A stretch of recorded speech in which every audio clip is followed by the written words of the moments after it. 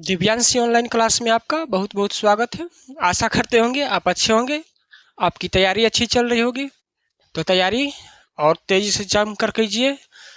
तो आज हम आपके इकोनॉमिक्स के चैप्टर 2 का शुरुआत कर रहे हैं। आपका दूसरा चैप्टर क्या है?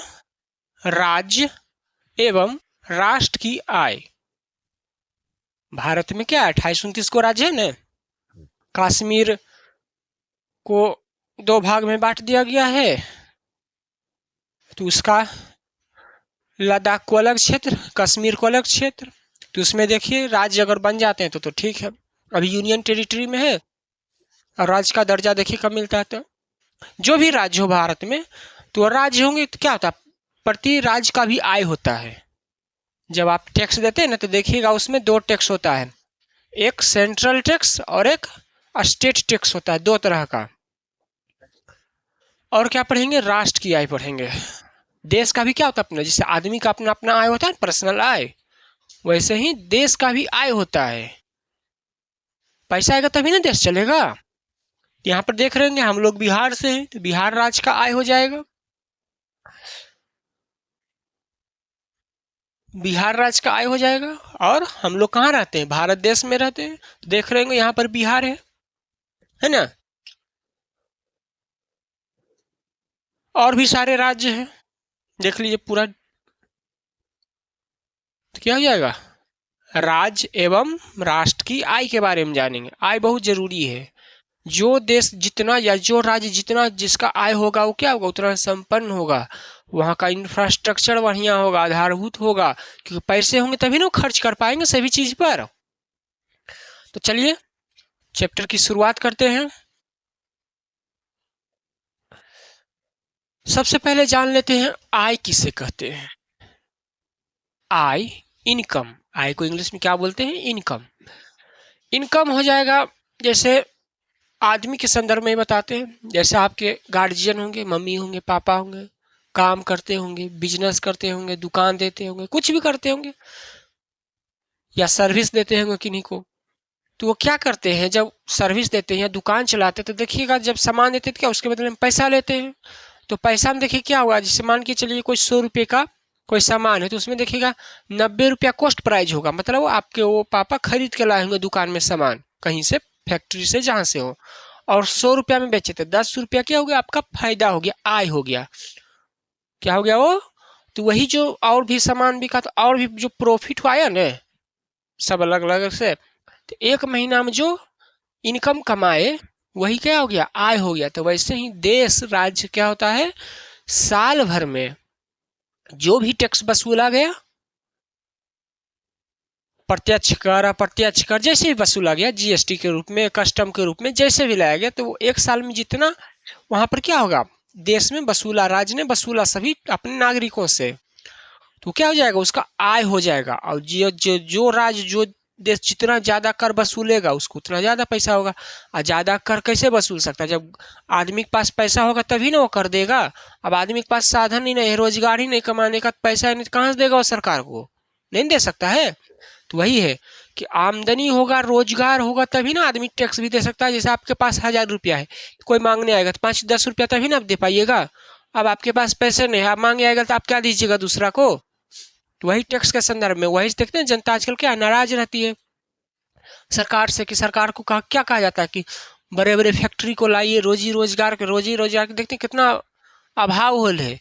पढ़े लिखे लड़के देखते क्या इधर उधर बेचारे क्या घूमते रहते हैं, काम के अभाव में, रोजगार ही नहीं है, रोजगार नहीं है उस स्तर पर। उसके बाद यहाँ की शिक्षा व्यवस्था तो आप देख ही रहे हैं, जो सरकारी कॉलेज जाते हैं पढ़ने के लिए, कैसा कॉलेज है वो? उस लेवल का है कि आप एक कोई चीज आविष्कार कर सकते हैं, उस पढ़ाई से नहीं कर सकते, वैसा पढ़ाई यहाँ पर हो रहा है। यहाँ पर क्या हो रहा है, रट्टम रटाई वाला पढ़ाई हो रहा है। प्रैक्टिकल पढ़ाई होना चाहिए कि पढ़े तो हम कुछ बना सकें। चाइना में देखिए क्या किया, पहले अपने जैसा पढ़ाई था, मगर क्या किया, सब सुधार किया कि नहीं किया। वहां पर प्रैक्टिकल पढ़ाई होता है। सिंगापुर में क्या होता है, प्रैक्टिकल पढ़ाई होता है। दूसरा तीसरा के बच्चे के हाथ में पेचकस पिलास पकड़ा दिया जाता है, जिसको तुमको गाड़ी बनाना है बुआ जाओ गाड़ी बनाओ, बच्चे से, छोटे से ही स्कूल से ही वो व्यवस्था कर दिया जाता है, तुमको गाड़ी बनाना है सीखो बचपन से। 5 साल 6 साल 2 साल काम किया, जितना समय तक वो सीखा, उसके बाद गैर राज्य में जाके पार्ट टाइम काम करेगा, उससे पैसा हो जाएगा। किसी को सिलाई सीखना है, किसी को इलेक्ट्रॉनिक सामान बनाना, बच्चे से सिखाया जाता है, चाइना में, सिंगापुर में। देखते हैं कितना आगे बढ़ गया वो सब। मगर भारत में क्या है, ऐसा नहीं है। भारत में क्या है, पहले 10वां करो, फिर इंटर करो, फिर ग्रेजुएशन करो, फिर सरकारी नौकरी के लिए धक्का मुक्की करो। हर जगह कंपटीशन है। प्राइवेट नौकरी की वही हालत है, वेतन कम, काम ज्यादा। तो ही है, जिस राज्य का जितना आय होगा, क्या होगा, वो उतना समृद्ध होगा। तो आय कैसे होगा, जब लोगों के पास रोजगार होगी। रोजगार क्या जरूरी है। आय देखिए, तो राज्य एवं राष्ट्र की आय हम सभी देखते हैं। हर साल डाटा आता है, देखते हैं ना, बजट निकलता है, राज्य का भी, बिहार का भी और देश का भी। हर साल क्या होता है, बजट निकलता है कि इतना रुपया साल भर में भारत सरकार या बिहार सरकार को आई, और इतना रुपया क्या करेंगे, अब खर्च करेंगे किस किस क्षेत्र में। कि समाज का हर व्यक्ति अपने परिश्रम के द्वारा जो अर्जित करता है, वही भी बोले थे कि हर आदमी क्या है, मेहनत से पैसा कमाता है। वह अर्जित संपत्ति उसकी क्या है, आय मानी जाती है। जो आदमी मेहनत करके पैसा लाया, वो क्या हो गया, उसका आमदनी हो गया, आय हो गया, मेहनत करके। प्रति व्यक्ति को प्राप्त होने वाला आय मौद्रिक के रूप में अथवा वस्तु के रूप में भी हो सकता है। बात सही है, सही है बाबू, एकदम सही बोल रहा है ना, कि वो जो पैसा है, या तो आपको पैसे के रूप में दे सकता है या वस्तु के रूप में दे सकता है। होता है ना, जैसे काम किया, जैसे बड़े बड़े कंपनी में काम करता है, तो आदमी क्या करता है, कुछ पैसे दे देता है और कुछ शेयर दे देता है कंपनी का, अपने बड़े बड़े एम्प्लॉय को कुछ परसेंट, 10 शेयर, 5 शेयर, जैसा कंपनी हो वैसा अपना शेयर दे देता है। देता है ना, तो वही बोल रहा है कि जब व्यक्ति क्या करता है, प्राप्त होने वाला जो आय होता है, या तो वो मौद्रिक हो सकता है या वस्तु भी हो सकती है। दो चीज में हो सकता है। क्या चीज में, या तो वस्तु हो सकता है या पैसे हो सकते हैं, वही ना। वस्तु के वस्तु में जो काम करता है ना आदमी, जैसे काम किया, बोला तुमको ठीक है काम कर दो दिन भर, 100 किलो चावल दे देंगे। काम कर दो दिन भर, ये वाला चीज दे देंगे। होता है निशा, जिसको इंसेंटिव भी बोलते हैं आजकल। बड़ा बड़ा कंपनी वाला काम अपने एम्प्लॉय से लालच देकर करवाता है कि इतना का सेल करवाइए, आपको ये दे दिया जाएगा, गाड़ी दे दिया जाएगा, है आपको यहाँ घूमने के लिए दे दिया जाएगा, फ्रिज दे दिया जाएगा। ये सब होता है ना। किस किस रूप में हो सकता है, पैसे के रूप में हो सकता है अथवा वस्तु के रूप में हो सकता है। तो याद रखिएगा, ये पूछा जा सकता है कि व्यक्ति को प्राप्त होने वाला आय किस रूप में, 2 रूप में हो सकता है, तो मौद्रिक रूप में, रुपया के रूप में, और वस्तु के रूप में। आगे, अर्जित संपत्ति को की मौद्रिक अभिव्यक्ति आय में होती है। लोगों के द्वारा अपने परिश्रम के फलस्वरूप जो धन अथवा संपत्ति प्राप्त होती है, उसे हम आय के स्वरूप व्यक्त कर सकते हैं। एकदम सही। आदमी कमाता क्या है, संपत्ति बनाता ना। जैसे रुपया कमाया, जमीन खरीदा, घर बनाया, गाड़ी खरीदा, सोना चांदी खरीदा, है तो ये सब क्या है, उसका संपत्ति ना है। वही कह रहा है, धन या संपत्ति होती है।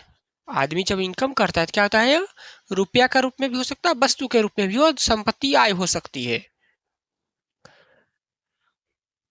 तो वही कह रहा है। तो चलिए आगे चलते हैं।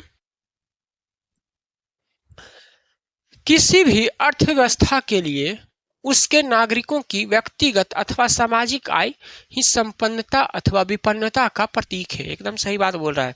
समझा देते हैं, लाइन देखिए क्या कर रहा है। संपन्नता और विपन्नता मतलब किसी अर्थव्यवस्था में उस देश या राज्य के व्यक्ति का देखिएगा, आय जितना आय होगा उसका लिविंग स्टैंडर्ड उतना अच्छा होगा, और जिसका आय कम होगा उसका लिविंग स्टैंडर्ड भी उतना कम होगा। जैसे अभी तो नहीं है, जैसे कुछ बड़े हो जाएगा तो भारत का आय स्तर या मिला सकते हैं कंपेयर करके इंटरनेट से, भारतीय लोगों का आय और अमेरिकन लोगों का आय या चाइनीज लोगों का आय बहुत अंतर होगा। वहाँ के लोगों का रहन सहन के स्तर, भारतीय लोगों का रहन सहन के स्तर तुलना कीजिएगा, पता चल जाएगा। तो यही बोल रहा है, जिस देश या अथवा राज्य का इनकम ज्यादा होगा तो क्या होगा, वो संपन्न होगा, और जिसका कम होगा वो क्या होगा, विपन्न होगा, गरीब होगा। वैसे ही तो राज्य संपन्न कब होगा, उसको टैक्स कब मिलेगा, जब लोगों के पास रोजगार होगी, धन होगी, तभी ना वो सरकार को टैक्स दे पाएगा।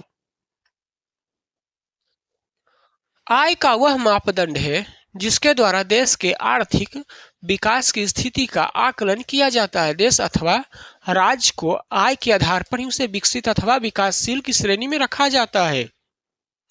एकदम सही बात है। बार बार बोल रहे हैं कि कोई देश को किस रूप में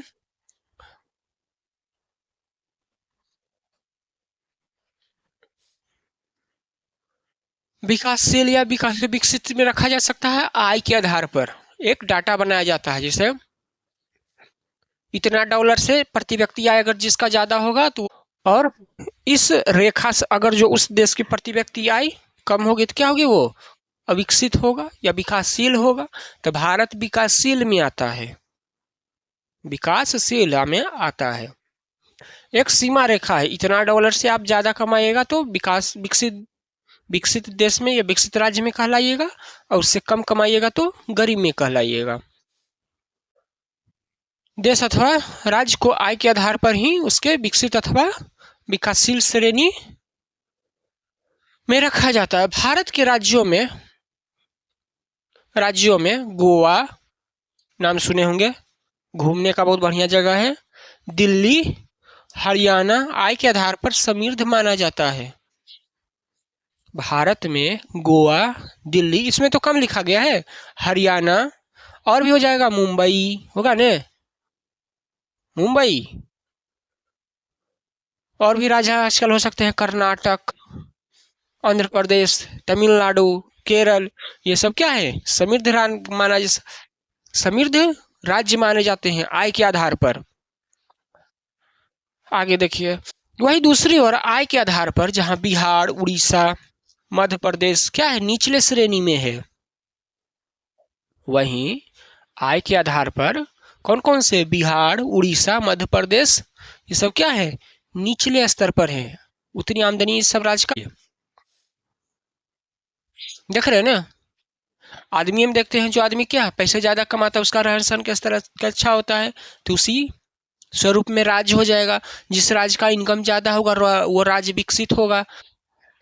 वैसे ही देश में आ जाएगा, फिर जो देश से ज्यादा इनकम होगा उसका देश विकसित कहलाएगा, जैसे अमेरिका, जापान, ये सब। आदमी भी वही है, जो आदमी ज्यादा कमाता है देखते हैं उसका रहने का स्तर अच्छा होता है, देख रहे हैं ना, अच्छा है। जो नहीं कमा रहा क्या है, गरीब है। आगे देखिए, विश्व के देशों में अमेरिका, संयुक्त राज्य अमेरिका और जापान जैसे देश को समृद्ध माना, और भारत को विकास के निचले प्राय पर आय के आधार पर रखा जाता है। पायदान यहाँ बोल सकते हैं। विश्व में मतलब दुनिया में जब बात होती है आमदनी के देश में, विश्व के देशों में क्या है, अमेरिका ये रहा, देखे होंगे मैप पर, आजकल देख ही रहे हैं बेचारा कितना टैक्स भारत पर लगा रहा है। और जापान, और भी देश है, जर्मनी हो गया, फ्रांस हो गया, यूके हो गया, ये सब क्या है, समृद्ध देश माना जाता है आय के आधार पर। आमदनी क्या है हम लोग का ज्यादा है। अब भारत क्या है, भारत को निचले पायदान पर रखा, क्यों, क्योंकि यहाँ की आबादी ज्यादा है, आमदनी कम है। भारत में क्या है, जितना आमदनी है ना, भारत सरकार आदमी है जितना, उसके मुकाबले बहुत कम टैक्स जाती है सरकार को, भारत सरकार को बहुत कम टैक्स जाती है। यह एक देख रहे हैं, यह भारत है, यह जापान है मैप में। यह एक अलग बात है कि विगत वर्षों में विकास के दर के कारण भारत तेजी से समृद्ध देशों की ओर बढ़ता जा रहा है। मतलब आजकल क्या हो रहा है, भारत भी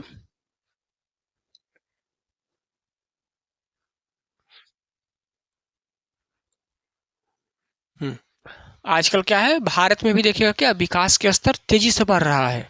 तो ये भी क्या कर रहा है, आजकल देख रहे होंगे भारत भी क्या है, चौथा अर्थव्यवस्था बन गया कि नहीं, कैसे बन गया, आमदनी बढ़ा तभी ना, 4 ट्रिलियन इकोनॉमी डॉलर बन गया ना भारत 2025 में। तो कैसे बन गया, आदमी का आय बढ़ा, आय बढ़ा तो सरकार को टैक्स दिया। सरकार भी देखते नए नए टैक्स लाते रहते हैं बेचारे, वो भी नए नए कर वसूलने का एक एक नियम लाते रहते हैं। कभी पॉपकॉर्न पर, कभी कुछ पर बेचारे टैक्स क्या वो भी बढ़ाते रहते हैं, ताकि बेचारे वो भी सोचते हैं इधर से पैसा निकाले उधर से निकाले। पैसे निकालना है तो क्या करें, जो भ्रष्टाचार करते हैं लोग उन पर लगाम लगावे, उससे ज़्यादा उनको आमदनी मिलेगा लोगों से टैक्स लेने से। तो यहाँ पर क्या हो रहा है देखिए, जो विकसित देश है उसको विकसित देश इसलिए कहे तो क्योंकि वहाँ की क्या है, आय ज़्यादा है लोगों का और देश का भी। और भारत को विकासशील में क्यों रखा, क्योंकि यहाँ की आय कम है और भारत में क्या धीरे धीरे बढ़ रहा है, भारतीय लोगों का भी आय धीरे धीरे तेजी से ऊपर की ओर बढ़ रहा है। अब देखिए संक्षिप्त में जान लेते हैं आय किसे कहते हैं। वो तो हो गया बड़ा फॉर्म में आय, अब हो गया छोटे फॉर्म में। जब कोई व्यक्ति किसी प्रकार का शारीरिक, शरीर से अथवा मानसिक, मानसिक मतलब दिमाग से कार्य करता है और उस कार्य के बदले में जो उसे मेहनताना मिलता है, सैलरी जिसको बोल सकते हैं, उसे ही उस व्यक्ति का क्या कहते हैं, आय कहते हैं।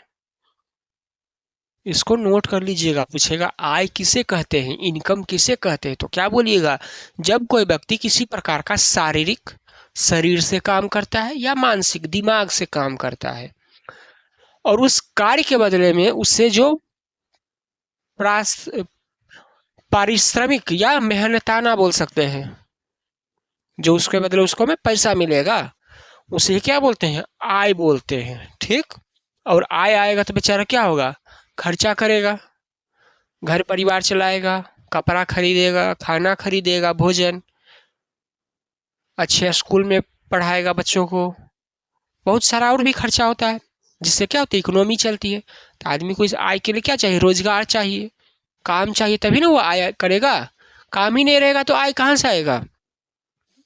तो यहाँ पर आय का मतलब क्या होगा, जब कोई व्यक्ति किसी प्रकार का शारीरिक या मानसिक अथवा मानसिक कार्य करता है, मानसिक मतलब दिमाग से, उस कार्य के बदले में जो उसे मेहनताना मिलेगा उसी को क्या बोलेंगे, आय कहेंगे। आगे चलिए।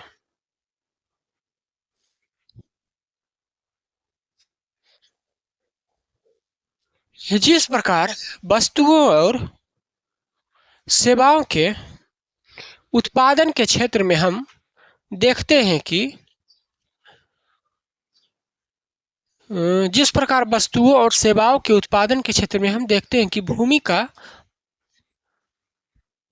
पारिश्रमिक लगान, कर जिसको बोलते हैं, के रूप में, श्रम का श्रमिक मजदूरी के रूप में, पूंजी का मेहनताना ब्याज के रूप में, व्यवस्थापक का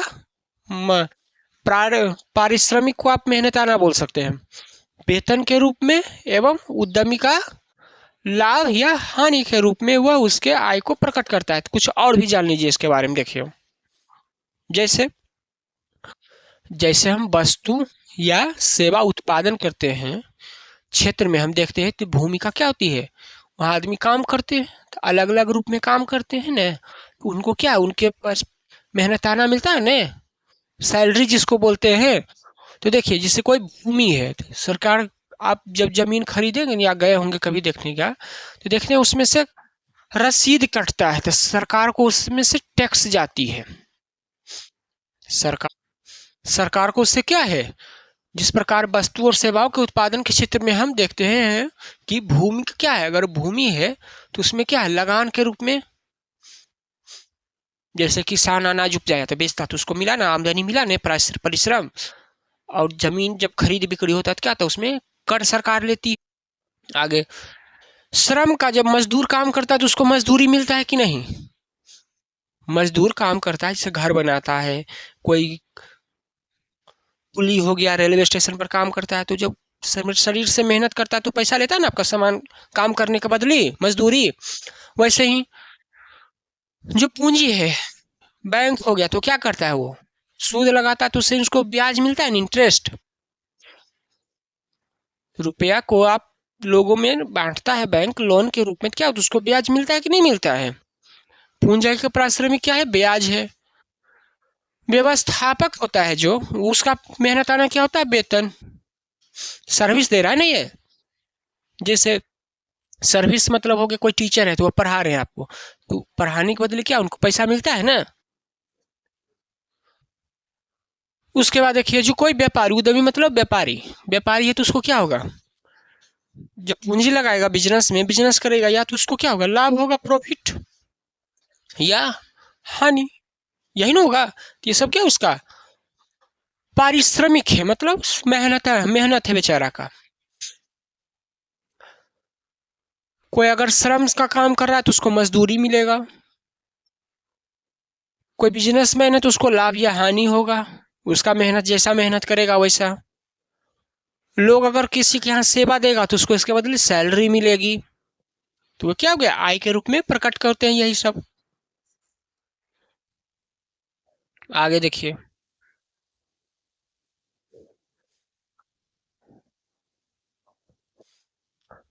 अब पढ़ेंगे किसके बारे में, बिहार की आय के बारे में। हम लोग बिहार के हैं, तो वो हो गया मोटा मोटी तौर पर क्या, आय किसे कहते हैं। तो आय क्या हो गया, जब कोई व्यक्ति क्या है, शरीर के द्वारा या दिमाग के द्वारा काम करता है, तो उसके बदले में जो उसे मेहनत के रूप में मिलता है, उसी को क्या बोलते हैं, आय मिलते हैं। आय के रूप में या पैसे हो सकते हैं या वस्तु भी हो सकते हैं। ठीक। अब क्या पढ़ेंगे, बिहार की आय के बारे में पढ़ेंगे। बिहार क्या है, अत्यंत गरीब और पिछड़ा राज्य है। बिहार क्या है, अत्यंत गरीब और पिछड़ा राज्य है। अभी तुरंत पढ़े। जहां गरीबी व्यापक रूप से क्या है, बहुत बड़े पैमाने पर बिहार में गरीबी है। कभी गांव के क्षेत्र में जाइए तब पता चलेगा, कभी गांव वाले इलाके में जाइए तो वहाँ सड़क देखिएगा, बेचारे का रहन सहन देखिएगा, स्तर कैसा है। देश में निर्धनता गरीबी अनुपात के आंकड़े योजना आयोग ने मार्च 2009 में जारी किए। कब, ये आंकड़ा आपके बुक में पुराने 2009 का है। इन आंकड़ों के अनुसार पूरे बिहार पूरे देश में उड़ीसा राज्य के बाद सबसे गरीब राज्य है। उड़ीसा के बाद क्या है, पूरे देश में बिहार सबसे गरीब है। यहाँ क्या है, विपन्नता ज्यादा है लोगों में। क्यों, क्योंकि ऐसा बड़े बड़े फैक्ट्री नहीं है, लोगों के पास रोजगार नहीं है। लोग देखते हैं बाहर जाते हैं ना काम करने के लिए, ये बेचारा बिहार राज्य है अपना। आगे देखिए, यहाँ 2009 के अनुसार 41.4%, कितना, 41.4% आबादी गरीबी रेखा के नीचे गुजर बसर करती है। बिहार में कितना है, 41.4% लोग गरीबी रेखा से भी नीचे है, जिसको बीपीएल बोलते हैं, बिलो पॉवर्टी लाइन। सरकार इसी लोग के लिए क्या है, कोटा में वो जो चावल होती है ना, चावल गेहूं सब बांटती है इन्हीं लोग के लिए। तो बिहार में देख रहे, बोल सकते हैं आधा से थोड़ा कम आबादी क्या है, गरीबी रेखा से भी नीचे है। 41.4 हो गया तो आधे प्रतिशत, 50% में कितना हो गया, 8.6% और हो जाएगा 50%। तो लगभग में मान सकते हैं इसको 50%, लगभग में 50% बिहार की आबादी क्या है, गरीबी रेखा में है। बिहार राज्य की प्रति व्यक्ति आय पूरे देश भर में न्यूनतम है।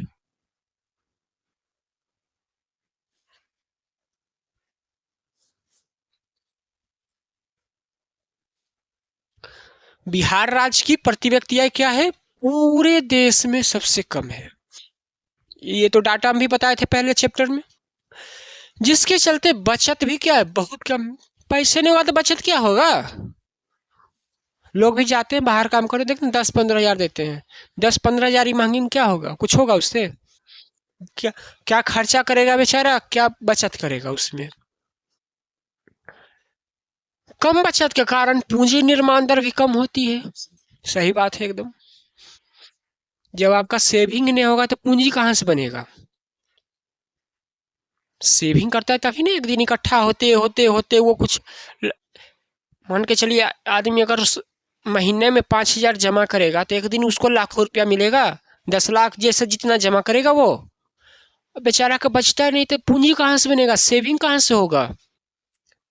कम पूंजी निर्माण के दर के कारण विनियोग भी कम होता है, जिसके परिणाम स्वरूप बिहार में प्रति व्यक्ति आय पुनः निम्न स्तर पर ही कायम रहती है। मतलब समझ लीजिए क्या कह रहा है, जब आदमी के पास पूंजी ही नहीं रहेगा तो वो बिजनेस कहाँ कस करेगा, उद्योग कहाँ से करेगा। अब उद्योग नहीं करेगा तो लोगों के पास रोजगार नहीं होगी, रोजगार नहीं होगी तो बेचारे बाहर जाते कमाने के लिए, फिर वही चक्र चलते रहता है। कम आमदनी, खर्चा देख रहे हैं कैसा है, महंगाई, कुछ बचता ही नहीं लोगों के पास पूंजी कि वो जो सीखे हैं कुछ स्किल भी तो उसके अनुसार वो फैक्ट्री या कुछ लगा सकें। पैसा रहेगा तभी ना उद्योग भी कर सकेंगे, विनियोग, या पैसे के और जगह इन्वेस्ट भी कर सकते हैं। कुछ रहेगा पूंजी तभी तो। आमदनी इतना कम है कि बेचारा पूरे नहीं करता, सेविंग होता ही नहीं है। ठीक इसके विपरीत भारत के विकसित राज्य जैसे गोवा, दिल्ली आदि में जहां प्रति व्यक्ति आय ऊंचा है, बिहार की तुलना में और राज्य में क्या है, ज्यादा आमदनी है लोगों का, लाख लाख रुपया महीना है। वो जो सुनते हैं वो सब IIT जो काम लेते हैं, जब विदेशी कंपनी होती है उनका तो करोड़ों में सैलरी होता है। तो जब करोड़ों कमाएंगे तो बचाएंगे भी तो बहुत सारे पैसे। मान के चलिए 1 करोड़ की सैलरी है तो मान के चलिए वो 10 लाख 20 लाख 30 लाख खर्चा किए, 50 लाख किए एक साल में खर्चा, तभी तो उनको 50 लाख बचा। तो सोचिए वो 5 साल में कितना रुपया उनके पास, 5 करोड़ रुपया ऐसी हो जाएगा 10 साल में, 5 साल में 50 लाख भी रोज बचाएंगे तो कितना होगा, 10 साल में 5 करोड़ रुपया हो जाएगा। 5 करोड़ में सोचिए कोई बजना बढ़िया बिजनेस तो वो कर ही लेंगे। और बिहार वाले 10,000 15,000, तो सोचिए होगा पूंजी बचत होगा नहीं होगा। बचत एवं विनियोग भी क्या है, अधिक है वहां का, तथा पूंजी निर्माण दर ऊंचा है। पैसे रहेंगे तभी ना पूंजी होगा, बिहार में है ये नहीं तो पूंजी बेचारा कहाँ से बनेगा, खाए तो पुड़िए नहीं रहा है सही से। और जो और राज्य है वहाँ का आमदनी लोगों का ज़्यादा है तो बचत ज़्यादा है तो पूंजी भी करते हैं, पूंजी हो गया तो फिर दूसरा बिजनेस भी करते हैं।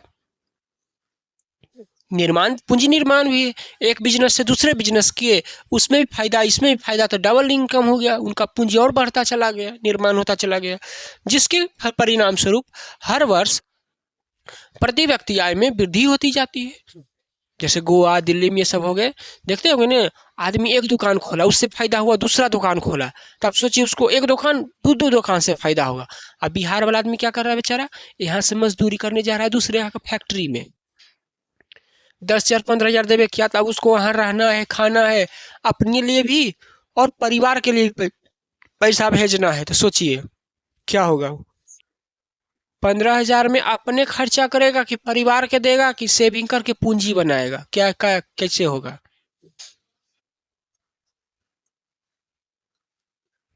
तो आज के लिए इतने रहने देते हैं, आगे का अध्याय अगले पार्ट में, क्योंकि चैप्टर क्या बहुत बड़ा है। मिलते हैं अगले चैप्टर में, अगले चैप्टर में कहते हैं अगले पार्ट में इसका। तब तक अच्छे से पढ़िए, तैयारी कीजिए, क्योंकि तैयारी में जितना ज़्यादा बेहतर अभी करेंगे ना आप दूसरे से आगे होते जाएंगे। तो मिलते हैं अगले क्लास।